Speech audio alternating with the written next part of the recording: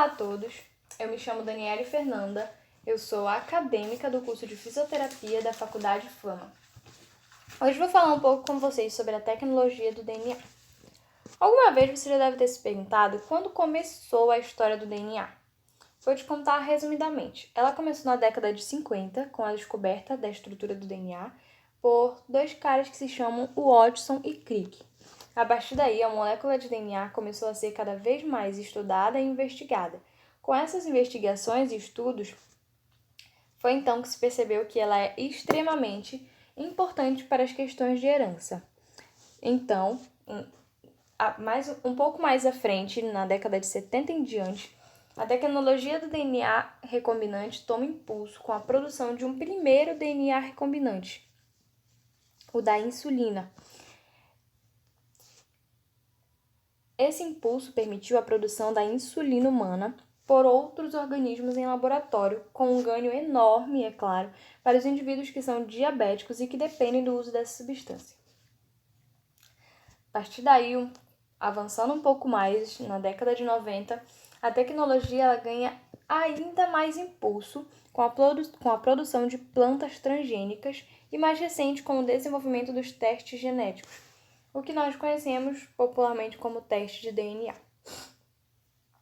Mas quais são as ferramentas que a tecnologia do DNA usa? A primeira delas é a enzima de restrição.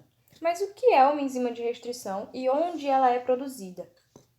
Uma enzima de restrição ela é produzida por bactérias e serve basicamente para a bactéria se defender da ação de um DNA exógeno, ou seja, se defender de um DNA que é injetado nessa bactéria por um vírus parasita. Não é dela. A intenção desse vírus, ao injetar esse DNA nessa bactéria, é passar a comandar a fisiologia dessa bactéria, ou seja, um funcionamento permitindo que ele se reproduza dentro dela. Quando o vírus termina essa multiplicação, ele simplesmente destrói a bactéria e se espalha para infectar novas bactérias. A tecnologia do DNA identificou várias dessas enzimas produzidas por bactérias e descobriu que elas cortam o DNA de duas formas diferentes, produzindo extremidades complementares ou extremidades abruptas. A tecnologia usa principalmente a primeira forma de corte. Mas por quê? Criando-se extremidades complementares, é mais fácil depois ligá-las novamente com um tipo de enzima especial. Aqui está um exemplo de uma enzima, a BAM-H3. Ela é produzida por uma bactéria, ela faz um corte em um trecho de DNA que ela identifica o seu sítio de restrição, que tem a seguinte sequência de bases, GGATCC. E repare que a sequência é a mesma na outra cadeia do DNA, só que em um sentido inverso. O ponto de corte dela está indicando na setinha vermelha. Ele é o mesmo nas duas cadeias. E quando o corte termina, as duas extremidades elas são complementares. Certo? Essa foi a nossa primeira ferramenta. Que embora a enzima de restrição ela seja produzida por uma bactéria, ela é utilizada hoje pela tecnologia do DNA para cortar o DNA de interesse da pesquisa, já que cada tipo de restrição identifica uma sequência única de nucleotídeos do DNA e corta exatamente naquele ponto que é o seu sítio de restrição. Agora nós vamos para a segunda ferramenta, os plasmídios.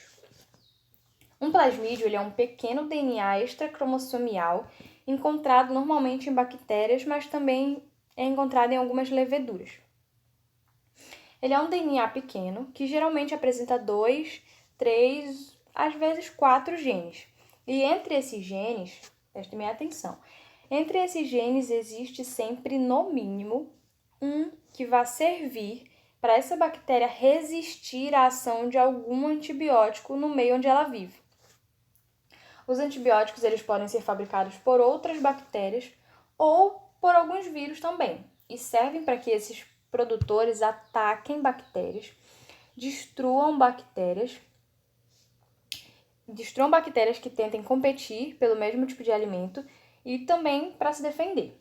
As bactérias elas precisam ter alguma maneira de fabricar uma substância que impeça a ação desses antibióticos. Isso é feito, em geral, por genes que elas portam nos seus plasmídios, que servem para que essas bactérias se defendam, né? Como eu falei anteriormente. Mas como a tecnologia do DNA usa esse plasmídio como uma ferramenta? Na verdade, para funcionar como uma ferramenta, esse plasmídio ele precisa ser retirado da bactéria, cortado num ponto específico com a utilização da nossa primeira ferramenta, a enzima de restrição. E depois, esse plasmídio a esse plasmídio, nós acrescentamos um gene identificado que se queira utilizar. Vamos usar como exemplo o gene produtor da insulina humana. Ele pode ser ligado a esse plasmídio, compondo-se assim um plasmídio recombinante. Esse mesmo plasmídio, depois de devolvido à bactéria de origem, ele vai ser traduzido naquela substância que o gene é capaz de produzir, que é o exemplo da nossa insulina humana, certo? Essa foi a nossa segunda ferramenta da tecnologia do DNA recombinante.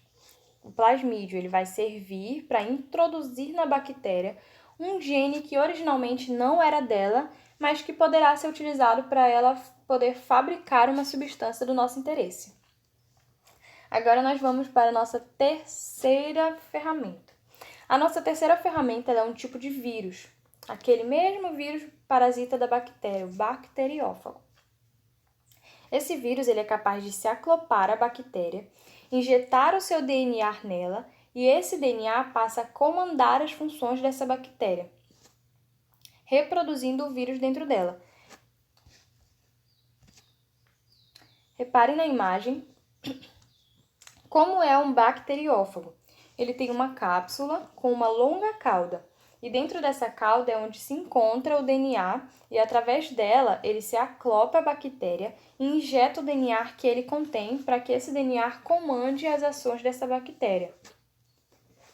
Mas o que a tecnologia do DNA faz com esse bacteriófago? É isso que nós queremos saber. Na realidade, ele extrai o DNA desse bacteriófago, tira a parte mais central desse DNA e substitui por aquele pedaço de DNA do nosso interesse. Mais uma vez, poderia ser um gene do qual queremos a proteína que ele vai ser capaz de traduzir. Então, esse pedaço de DNA inserido no DNA do bacteriófago, ele é devolvido a ele e em contato com a bactéria, ele vai injetar esse DNA e ligado ao DNA da bactéria, ele vai permitir que ela fabrique aquela mesma substância do nosso interesse, relacionado a esse gene quando ele for traduzido, certo? Então, agora nós vamos verificar o passo a passo de como se pode produzir um micro-organismo recombinante, que contenha no seu interior aquele gene do nosso interesse e que seja capaz depois de traduzir esse gene na substância que nós queremos. O primeiro passo é a obtenção do DNA aceconado. Como isso pode ser feito?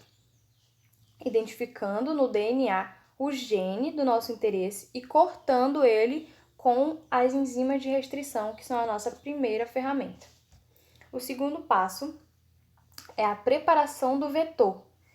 Se o vetor é o plasmídio, vamos usar o plasmídio, já que é a nossa segunda ferramenta, eu então retiro esse plasmídio da bactéria, corto o plasmídio com a mesma enzima de restrição e encaixo esse nosso gene, o gene do nosso interesse, no plasmídio, certo? O terceiro passo seria a ligação desse vetor com o inserto. Vou explicar. Usa-se uma enzima DNA ligase que vai funcionar como cola, grudando esse gene no restante do plasmídio. Com isso, eu tenho um DNA recombinante que contém o DNA do plasmídio bacteriano e mais aquele gene do meu interesse. Agora, eu reintroduzo esse plasmídio a uma bactéria e essa será a transformação dessa bactéria. Essa bactéria clonada, em meio a uma placa de cultura adequada, ela vai começar a traduzir esse gene insertado naquela proteína.